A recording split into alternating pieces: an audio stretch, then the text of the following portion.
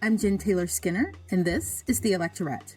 On this episode, I have a conversation with Amanda Hunter, the Executive Director at the Barbara Lee Foundation. Amanda Hunter joins me to discuss the importance and the impact of electing more women as governors. Currently, there are only 9 women serving as governor. There has never been a Black or Native woman elected as governor, and 19 states have never had a woman as governor. We discuss the barriers women face when running at the gubernatorial level. We also do an analysis of the campaigns of high-profile women who are running in upcoming cycles, including Stacey Abrams and Governor Kathy Hochul of New York. So, please enjoy this conversation with Amanda Hunter of the Barbara Lee Foundation. Amanda Hunter, welcome to the podcast. Thank you. Thank you for having me. It's great to be here. So I just wanted to go through some numbers with you first. There are 19 states that have never had a female governor. First number. Only 3 women of color have ever been elected governor. There's never been a Black woman for governor or a Native woman for governor. And 9 is the highest number of women governors serving at any one time. And currently we have 9 women governors, right? So what is it about gubernatorial races that are a really tough ceiling for women to break, right? In the scope of all elected positions, why this one?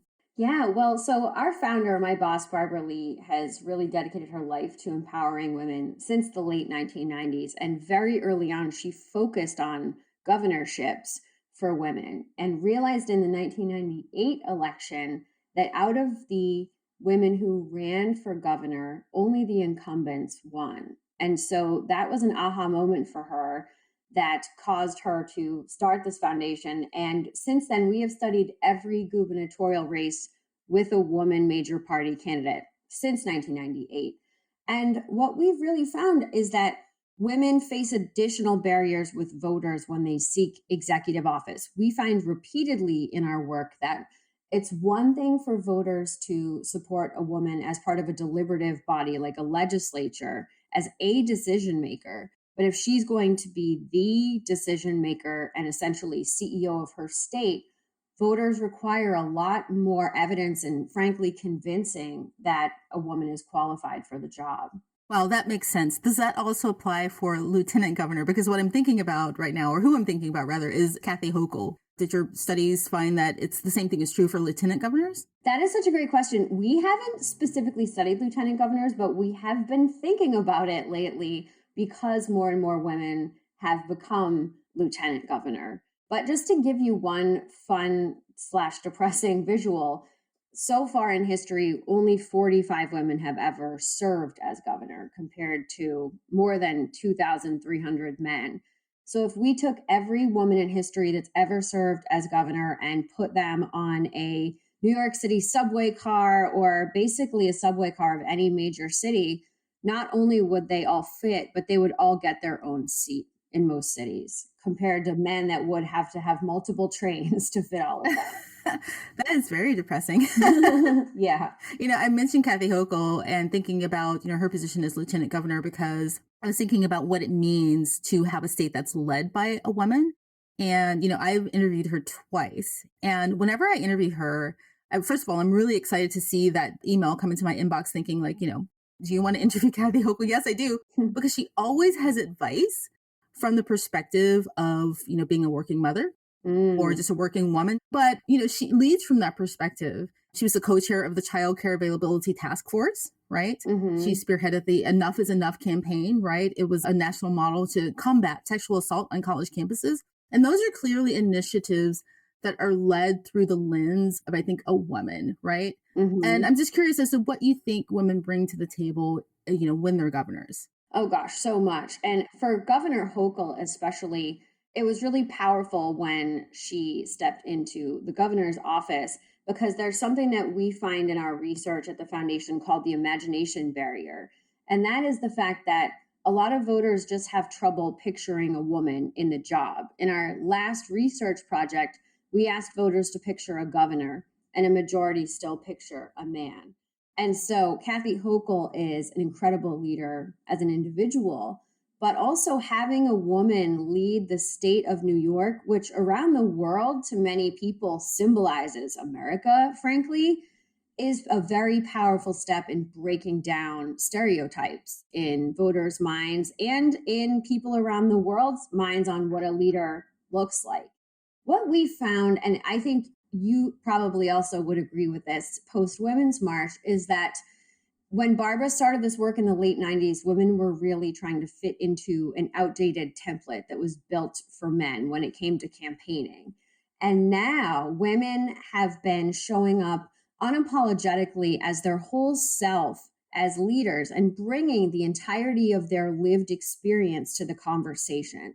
And I think that Governor Hochul is a powerful example when you look at her priorities, that as a mother, as someone who has continually defied the odds in her political career and is an incredibly hard worker, she's bringing firsthand experience to the table when she's talking about things like childcare policy. And that's why it's so important to have women in leadership roles, especially right now when the pandemic has disproportionately affected so many women and women of color. Yeah, and I just want to be clear that you don't have to necessarily be a mother, but I think in a position like, being governor, right, or any kind of leader at that level, it's important that we have parity, right? And gender parity is just one type of parity, because if we don't, we leave out pockets of society and, they're kind of marginalized. That's how marginalization happens. Yeah, no, absolutely. And we actually did some research on how voters perceive women leading during a crisis. And along those lines, voters know that women listen, not just to experts, but to affected populations. And I think just looking around the country during COVID, looking at women governors and mayors, we saw women reaching out proactively to find different populations that they knew were affected by COVID and the economic crisis in a way that men may not because of lived experience. And that's why it's so powerful. We started this conversation talking about incumbents. And something I've noticed in relation to two of the highest profile women governors, Kathy Hochul again, and Gretchen Whitmer of Michigan, is that often more attention is paid to the nefarious things that are going on around them, right? Things that have nothing to do with their actual performance. And, in these two cases, with Kathy Hochul, for instance, a lot of media attention was paid to former Governor Cuomo, which is understandable. And I think due to that, less attention was paid to how she might perform as governor herself, right? The same with Gretchen Whitmer and that whole kidnapping plot. For obvious reasons, that received a lot of coverage. But did your research uncover any trends around this? And also, how do women overcome this? And how do they redirect the attention back to their performance as leaders? Well, what we actually found in our research dating back many years is that when women run for office, they're not assumed to be qualified. So men can just put out their resume and it's sort of taken for granted. And women have to show while men can tell. And so we studied recently how voters perceive hypothetical women governor candidates running again for office, and found that just in the same way voters don't assume that women are qualified, voters don't assume women are doing an effective job as leaders. And so there's an additional burden on women running as incumbents that they must sort of over communicate their accomplishments so that voters can have that top of mind, since there is that disparity in the way that voters perceive women as leaders. Right. Have you seen that actually work in any case? And, how does that actually look when someone's over communicating their accomplishments? Well, I think when you look at the women that have been successful in politics and risen through the ranks, they do it very well organically. And I think a real masterclass in that was watching the 2020 Democratic primary debates, when you looked at our now Vice President Kamala Harris and the other women senators. They were very skilled at organically weaving their accomplishments into their talking points. And my takeaway was that they've probably had to learn how to do that for many years in order to get to where they are right now politically. And I remember in one debate, Vice President Harris at the time said that she had run the second largest Justice Department in the country. And she kind of just threw it in there. But I thought, wow, that is so powerful that she's reminding people that she managed so many employees, she managed a budget, all of these things. And it was an important visual. I think a lot of the more successful women sort of learn how to do that on the way. You can see that happening right now with Vice President Harris, with her, exercising her foreign policy chops right now. That's something that I think isn't being highlighted. So it's something she'll have to bring to the table and make sure that she over communicates that, I think. Absolutely. And one thing that we notice about Vice President Harris's narratives, which is frustrating at times, is that she's the first person that looks like her in this job. And we know that. But the fact that this job was dominated for hundreds of years by older white men means that in a lot of ways, there's no roadmap for the way it looks for her to do her job and what she's bringing to the table. And I think that a lot of the unfair criticism that she's received is as a result of her defying those stereotypes, unfortunately. Yeah, you think that we would talk about that more, the fact that she's a first, in many ways, but we don't. But anyhow, there are currently 4 women actually running for governor right now in upcoming races. So in Florida, you have Nikki Fried and Annette Taddeo, and that's going to be a really interesting primary race in Florida. And of course, there's Stacey Abrams and Nan Whaley of Ohio, right? What's also interesting is that there are 36 gubernatorial seats on the ballot in 2022.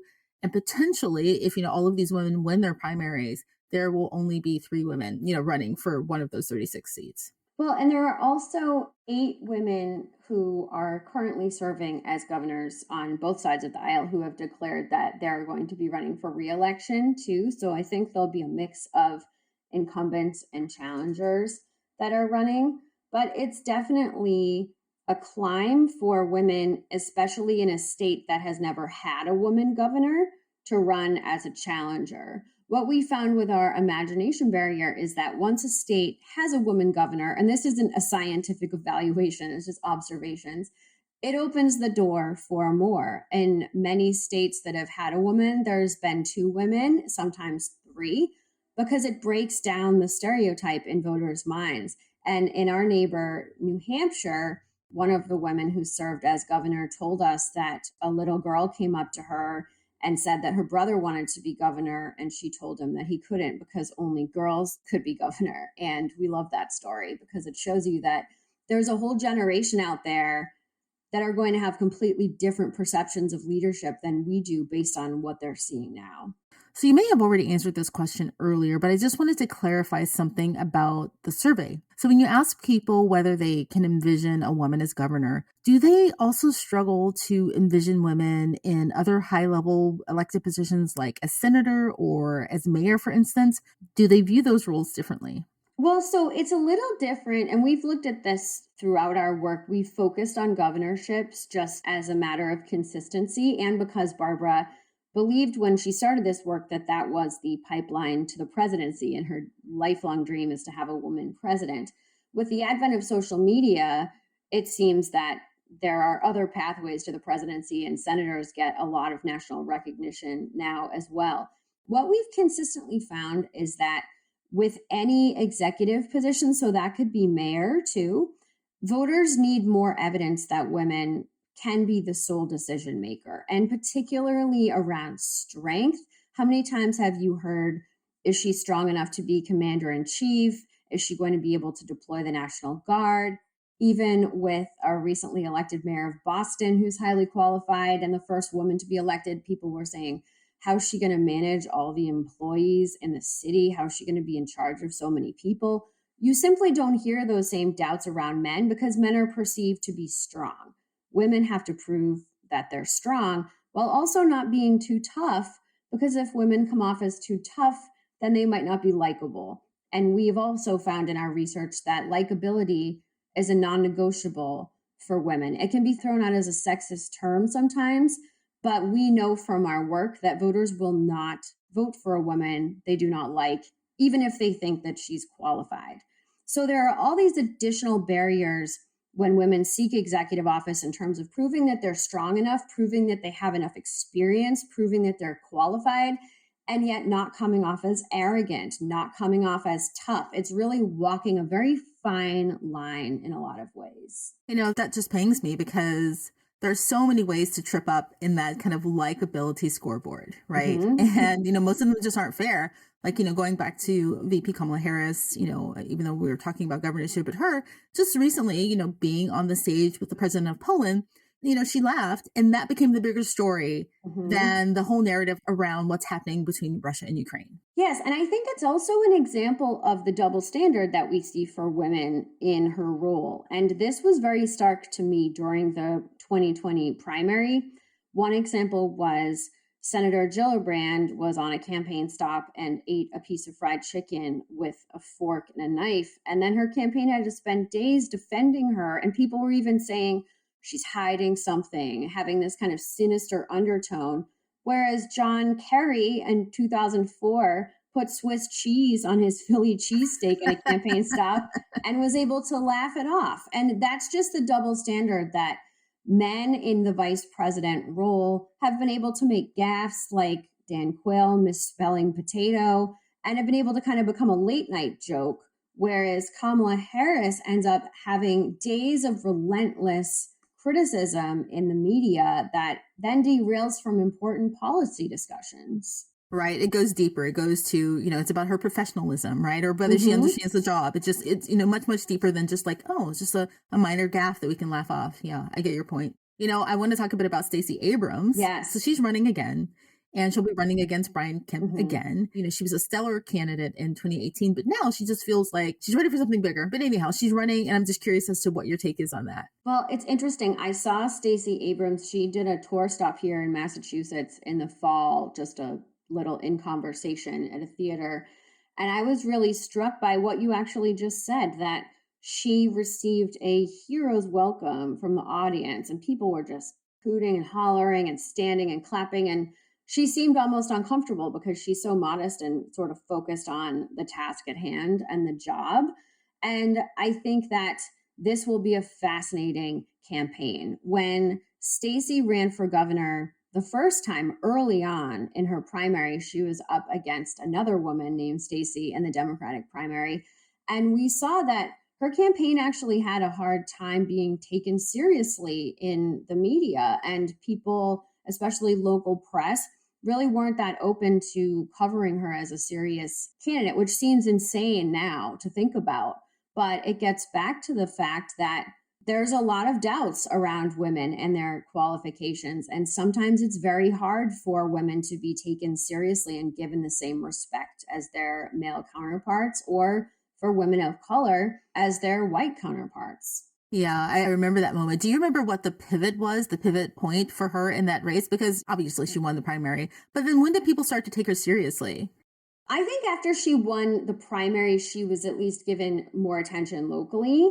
But I think that the amazing thing about Stacey Abrams is that she really stays true to her convictions. And I think that it seems, anyway, that she's able to focus out all of that noise and really focus on the task at hand. And it seems like that's what she did. And certainly, after the election in 2018, the fact that she chose to stay in Georgia, to continue doing the work that she had been doing, to not make it about herself, but to really focus on voter empowerment, I think really cemented her place in the minds of a lot of people as a hero. And also, kind of as we were talking about earlier, that there were moments in those years that a lot of women and a lot of people in America needed heroes, frankly, like Stacey Abrams.